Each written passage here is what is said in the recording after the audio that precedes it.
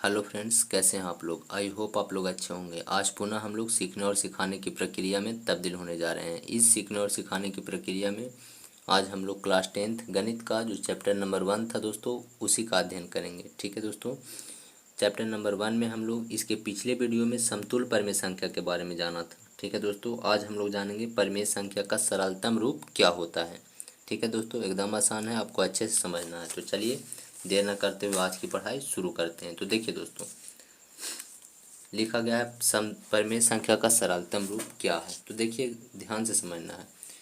तो कहा जा रहा है, यदि कोई परिमेय संख्या p बटा क्यू के रूप में हो। किसके रूप में हो दोस्तों? p बटा क्यू के रूप में हो तथा q is not equal to 0 हो। मतलब कोई परिमेय संख्या है और p बटा क्यू के रूप में है और q 0 के बराबर नहीं है तथा p एवं q में एक के अलावा कोई दूसरा उभयनिष्ठ गुणनखंड नहीं है, तो इसे ही क्या कहते हैं? परिमेय संख्या का सरलतम रूप कहते हैं। ठीक है दोस्तों, अब आप समझिए क्या कह रहा है। तो कह रहा है कोई परिमेय संख्या p बटा क्यू के रूप में लिखल है और q 0 के बराबर नहीं है, और एक होना चाहिए। क्या होना चाहिए? एक और शर्त होना चाहिए कि जो उसका p है, मतलब कि अंश और हर में दोस्तों एक के अलावा, मतलब सिर्फ एक ही उसका अभाज्य गुणनखंड होना चाहिए। मतलब अभाज्य गुणनखंड नहीं दोस्तों, सॉरी, उसमें उभयनिष्ठ गुणनखंड। उभय का मतलब दो, अनिष्ट का मतलब समा हुआ, मतलब उसमें दोनों में, अंश और हर दोनों में सिर्फ एक ही होना चाहिए।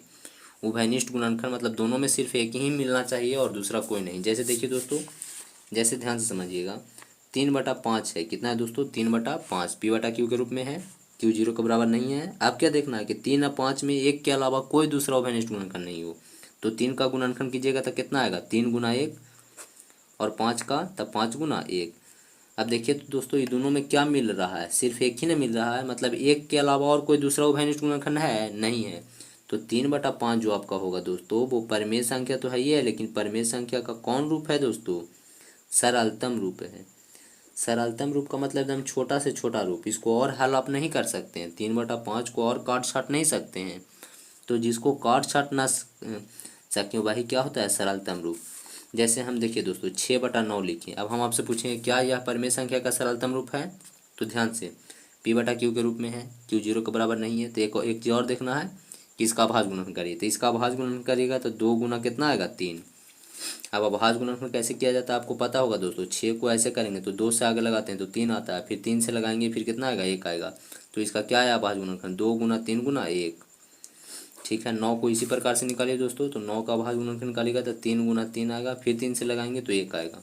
यानी कितना आएगा? 3 गुना 3 गुना 1। इसका अभाज्य गुणनखंड में क्या आया? 1 मिला दोस्तों और 3 मिला। मतलब उभय उभय गुणनखंड में 1 के अलावा भी 3 मिल रहा है। और परिमेय संख्या का सरलतम रूप क्या कहता है कि सिर्फ 1 मिलना चाहिए, 1 के अलावा कोई और नहीं मिलना चाहिए। लेकिन इसमें तो 1 के अलावा भी कोई और 3 मिल रहा है। तो क्या 6/9 जो है वो आपका सरलतम रूप होगा? तो आप कहिएगा नहीं, 6/9 जो है वो परिमेय संख्या का सरलतम रूप नहीं होगा। ठीक है दोस्तों, तो उम्मीद करते हैं आप लोग को समझ में आया होगा। अगला पूछ लेते हैं दोस्तों, क्या 10/13 परिमेय संख्या का सरलतम रूप है?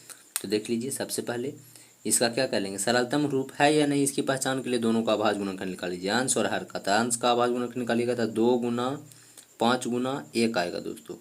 13 का निकालिएगा तो 13 गुना क्या आएगा? 1 आएगा। ये दोनों में देख लीजिए क्या है? उभय गुणनखंड के रूप में क्या है?